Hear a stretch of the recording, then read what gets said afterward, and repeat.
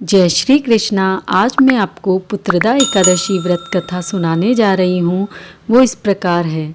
भारतीय हिंदू संस्कृति में हर महीने की 11वीं तिथि को एकादशी का व्रत उपवास किया जाता है।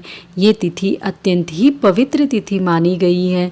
प्रत्येक मास में 2 एकादशी तिथियां आती हैं, एक शुक्ल पक्ष में और दूसरी कृष्ण पक्ष में। जो भक्त एकादशी का व्रत पूरे विधि विधान से करता है, उसकी समस्त मनोकामनाएं श्री हरि विष्णु शीघ्र ही पूरी करते हैं। आइए जानते हैं इसकी कथा। महाराज युधिष्ठिर ने पूछा, हे भगवान, आपने सफला एकादशी का माध्यम बताकर बड़ी ही कृपा की है। अब आप कृपा करके ये बतलाइए कि पौष शुक्ल एकादशी का क्या नाम है, उसकी विधि क्या है और उसमें कौन से देवता का पूजन किया जाता है।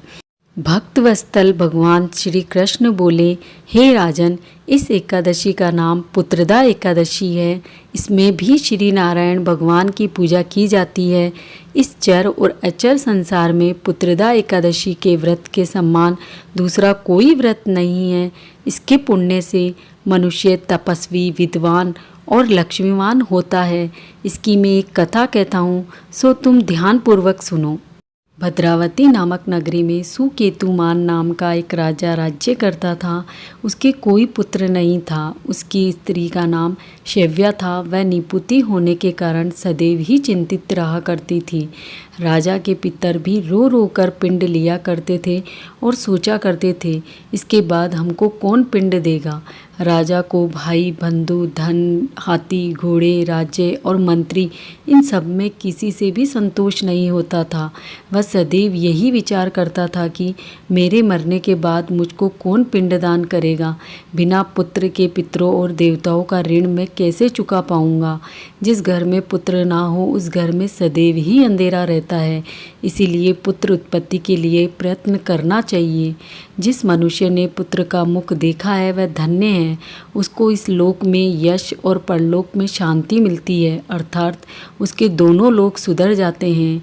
पूर्व जन्म के कर्म से ही इस जन्म में पुत्र, धन आदि प्राप्त होते हैं। राजा इस प्रकार रात दिन चिंता में लगा रहता था। एक समय तो राजा ने अपने शरीर को त्याग देने का निश्चय किया, परंतु आत्मघात को महान पाप समझकर उसने ऐसा नहीं किया। एक दिन राजा को ऐसे ही विचार आया और वह अपने घोड़े पर चढ़कर वन को चल दिया तथा पक्षियों और वृक्षों को देखने लगा। उसने देखा कि वन में मृग, व्याघ, सुअर, सिंह, बंदर, सर्प आदि भ्रमण कर रहे हैं। हाथी अपने बच्चों और हथनियों के बीच घूम रहा है। इस वन में कहीं तो गीदड़ अपनी कर्कश स्वर में बोल रहे हैं, कहीं उल्लू ध्वनि कर रहे हैं। वन के दृश्यों को देखकर राजा सोच विचार में लग गया। इसी प्रकार आधा दिन बीत गया। वह सोचने लगा, मैंने कई यज्ञ किए, ब्राह्मणों को स्वादिष्ट भोजन से तृप्त किया, फिर भी मुझको दुख प्राप्त हुआ क्यों। राजा प्यास के मारे अत्यंत दुखी हो गया और पानी की तलाश में इधर उधर फिरने लगा। थोड़ी दूरी पर राजा ने एक सरोवर देखा।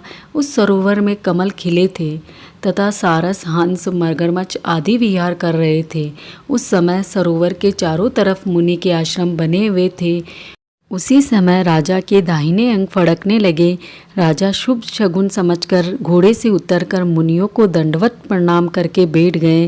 राजा को देखकर मुनि ने कहा, हे राजन, हम तुमसे अत्यंत प्रसन्न हैं। तुम्हारी क्या इच्छा है सो कहो।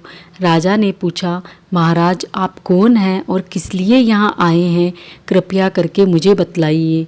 मुनि कहने लगे, हे राजन, आज संतान देने वाली पुत्रदा एकादशी है। हम लोग विश्व देव हैं और इस सरोवर में स्नान करने के लिए आए हैं। यह सुनकर राजा कहने लगा कि महाराज, मेरे कोई संतान नहीं है। यदि आप मुझ पर प्रसन्न हैं तो एक पुत्र का वरदान दीजिए। मुनि बोले, हे राजन, आज पुत्रदा एकादशी है। आप अवश्य ही इस व्रत को करिए।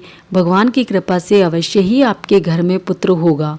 मुनि के वचन को सुनकर राजा ने उसी दिन एकादशी का व्रत किया और द्वादशी को उसका पारण किया। इसके पश्चात मुनियों को प्रणाम करके महल में वापस आ गए। कुछ समय बीतने के बाद रानी ने गर्भ धारण किया और 9 महीने के पश्चात उनके एक पुत्र हुआ। वह राजकुमार अत्यंत ही शूरवीर, यशस्वी और प्रजापालक हुआ। श्री कृष्ण बोले, हे राजन, पुत्र की प्राप्ति के लिए पुत्रदा एकादशी का व्रत करना चाहिए। जो मनुष्य इस माहात्म्य को पढ़ता है या सुनता है और दूसरों को सुनाता है, उसे अंत में स्वर्ग की प्राप्ति होती है। जय श्री कृष्णा। यदि आपको मेरा वीडियो पसंद आया हो तो इसे लाइक और शेयर कीजिए और मेरे चैनल को सब्सक्राइब कीजिए और बेल आइकन को प्रेस कीजिए ताकि मेरे सभी वीडियो के नोटिफिकेशन आपको मिल सके। जय श्री कृष्णा।